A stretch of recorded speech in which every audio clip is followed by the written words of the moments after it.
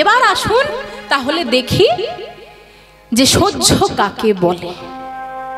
ওই যে কি বলতে বলতে আমি এতগুলো কথা বলে দিলাম, সেই যে গল্প, সেই বাঁচাও সাধু বাবা। সাধু বাবার কাছে গিয়ে বলছে আমায় দীক্ষা দিন। তখন সেই সাধু বাবা বলছে বেশ আমি দীক্ষা দেব, কিন্তু তোমাকে একটা পরীক্ষা দিতে হবে। কি পরীক্ষা? এই যে দেখছো মাটির কলসি, এই মাটির কলসিতে করে কাছাকাছি কি নদী আছে?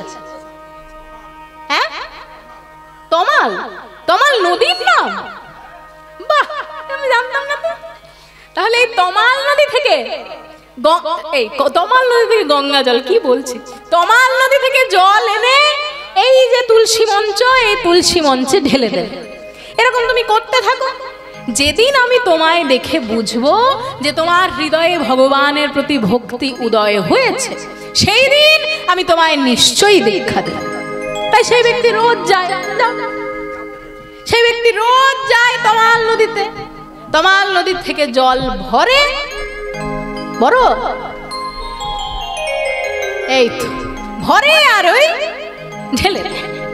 এইরকম প্রায় 1 মাস যাওয়ার পরে সেই ব্যক্তি ভাবছে, দেখ গুরুদেব আমায় ভেবেছেন কি, ইনি গুরু তো আমি এনার গরু নাকি? প্রত্যেকদিন জল আনছি ঢালছি, আনছি ঢালছি, আনছি আর ঢালছি, আমি এই সব কথা শুনবো না। এই বলে সেই ব্যক্তি যেই মাথার কলসিটি ভাঙতে যাবে, দাঁড়াও, কে? আমি মাটির কলসি কথা বলছি।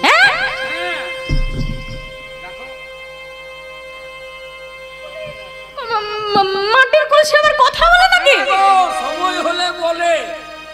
তখন মাটির কলসি বলছে সময় হলে মাটির কলসিকেও কথা বলতে হয়। তবে শোনো, তোমার সবে 1 মাসে তুমি এরকম অতিষ্ঠ হয়ে গেলে তো, তবে তুমি আমার কথাটা একটু মন দিয়ে শোনো। মায়েরা মন দিয়ে শুনবে না। কলসি বলছে শোনো, অনেক দিন আগে আমি ছিলাম একটা মাঠের মধ্যে। সেই মাঠের মধ্যে আমার বুকের উপর থেকে লাঙল চালিয়ে চাষি ভাই বছরের পর বছর সোনার ফসল ফলিয়েছে। এই রকম অনেক দিন যাওয়ার পর হঠাৎ এক কুমোর ভাই এলো। কুমোর ভাই এসে এক কোদালের কোপে আমায় আমার জন্মভূমি থেকে বিচ্ছিন্ন করে নিয়ে চলে গেল নিজের বাড়িতে। সেই বাড়িতে নিয়ে গিয়ে আমায় পায়ে করে দোলতে লাগলো, জানো? দোলে চলেছে, দোলে চলেছে, ততক্ষণ অবধি দোললো যতক্ষণ না পর্যন্ত আমার ভিতরের কাকর, পাথরের টুকরো, কাঠের টুকরো এই সবগুলো বেরিয়ে যায়। সব যখন বেরিয়ে গেল তখন সেই ব্যক্তি কি করলো জানো? একটা ঘুরন্ত চাকার ভিতর আমাকে ঢেলে দিল। তখন ঘুরছে ঘুরছে, সারা জগৎ ব্রহ্মাণ্ড ঘুরছে, চেঁচাচ্ছে, তবু তখন কেউ আমার কথা শুনছে না। কিন্তু জানো ভাই, ওই কুমোর ভাইয়ের হাতে না জাদু আছে। ওই চাকার ভিতর ঘুরাতে ঘুরাতে আমার হাতের এমন কারিগরি দেখালো যে আমি ছিলাম একটা মাটির তাল, হয়ে গেলাম একটা মাটির কলসির আকৃতি। তারপর দিনের পর দিন আমাকে সূর্যের তাপের মধ্যে রেখে দিল। তারপর একদিন হঠাৎ দেখলাম যে একটু আকাশে মেঘ করেছে। ভাবলাম যাক এবার একটু বৃষ্টি পড়ে আমার শরীরটা জুড়াবে। ও বাবা, বৃষ্টি পড়ার কিছুক্ষণ আগেই আমাকে রোদ থেকে তুলে ফেললো। আবার তুলে ফেললো তবু ঠিক আছে, ছায়ায় রেখেছিল, বেশিক্ষণ ওখানে থাকতে দিল না, আগুনের ভিতর ঠেলে দিল। কিন্তু ভাই, আগুন থেকে যখন আমি বেরিয়ে এলাম না, আগুনে যাওয়ার আগে অবধি আমি ছিলাম কাঁচা মাটি, কিন্তু আগুনে যাওয়ার পর আমি হয়ে গেলাম পোড়া মাটির একটা কলসি।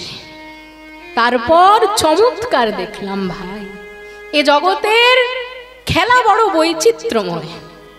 দেখলাম কি জানো? দেখলাম যে ব্যক্তি আমায় পায়ে করে দোলেছিল সেই ব্যক্তি আবার আমায় মাথায় করে নিয়ে চললো হাটে। বুঝলাম বাজারে আমার দর বেড়েছে। তখন কোনো কোনো মানুষের আমাকে দেখে পছন্দই হলো না, আবার কারোর পছন্দ হলো তো দামে কুলালো না। তারপর এই সন্ন্যাসী আমার কাছে এলেন।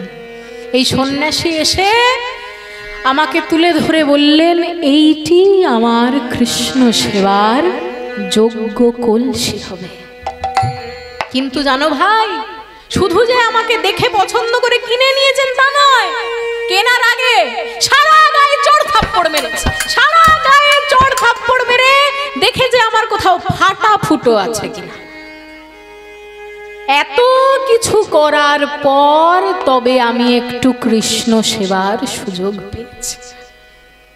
তোমার মতো কত লোক এসে আমায় ব্যবহার করেছে, বছরের পর বছর আমাকে ব্যবহার করেছে, আর তুমি তো সবে 1 মাস হলো এখানে এসেছো। তাই বলি কি ভাই, তোমার যদি ধৈর্য না থাকে তুমি বাড়ি ফিরে যাও, কিন্তু আমায় তুমি কৃষ্ণ সেবা থেকে বঞ্চিত করো না। তাই বলা হলো, প্রাণে ধৈর্য থাকা চাই, প্রাণে ধৈর্য থাকা চাই। আহা ভজবে যদি প্রাণের কানাই, প্রাণে ধৈর্য থাকা চাই। ভজবে যদি প্রাণের কানাই, প্রাণে ধৈর্য থাকা চাই। ভজবে যদি প্রাণের কানাই, ভজ গৌরাঙ্গনি তাই। ভজবে নিতাই ভজবে যদি প্রাণের কানাই, ভজ গৌরাঙ্গনি তাই। ভজবে যদি প্রাণের কানাই, প্রাণে ধৈর্য থাকা চাই। প্রাণে ধৈর্য থাকা চাই। এবার সেই যে ব্যক্তি গেছে, যাচ্ছিল রাস্তা দিয়ে জগন্নাথ মন্দিরে, মন্দিরে যাওয়ার আগেই মহাপ্রভুর ওই গম্ভীরা, সেই জায়গাটি যখন পার করতে গেছে, মহাপ্রভুর কানে গিয়ে বেজেছে, যে যাকে ভালোবাসে তার নাম যদি 1 কিলোমিটার দূরেও হয় তবুও সে শুনতে পাবে। কি পাবে না? যারা ধরুন মিষ্টি খেতে ভালোবাসে তাদের দেখবেন, শুনুন, বাড়িতে ধরুন বড় একটা অনুষ্ঠান হবে, বাড়িতে একজন ডায়াবেটিস পেশেন্ট রয়েছে, এই নি, তা এনার বাড়িতে যখন অনুষ্ঠান হচ্ছিল, এনার কি কালকে কি হয়েছে, নাতির জন্মদিন যখন হলো কিছুদিন আগে, সেই জন্মদিনে ওনার বাড়ির লোক ওনার থেকে লুকিয়ে লুকিয়ে বাকি সমস্ত কথা ওনার সাথে বলে নিয়েছে, কিন্তু কত কেজি মিষ্টি আনা হবে, কি কি মিষ্টি আনা হবে, সেগুলো ওনার থেকে লুকিয়ে গল্প করছে, লুকিয়ে দরজা জানলা বন্ধ করে গল্প করেছে। সব কিছু ঠিক হলো, কোথায় মিষ্টি রাখা হবে তাও ঠিক হলো। তারপর মিষ্টি যেদিন এসেছে, মায়েরা, এনার তো জানার কথা নয়, কিন্তু দেখছে 1000 মিষ্টির মধ্যে মাত্র 950টা পড়ে আছে, বাকি 50 গেল কই, গেল কই, গেল কই। ইনি গিয়ে বলছেন, কি ভেবেছিলি আমার থেকে লুকিয়ে নেবে?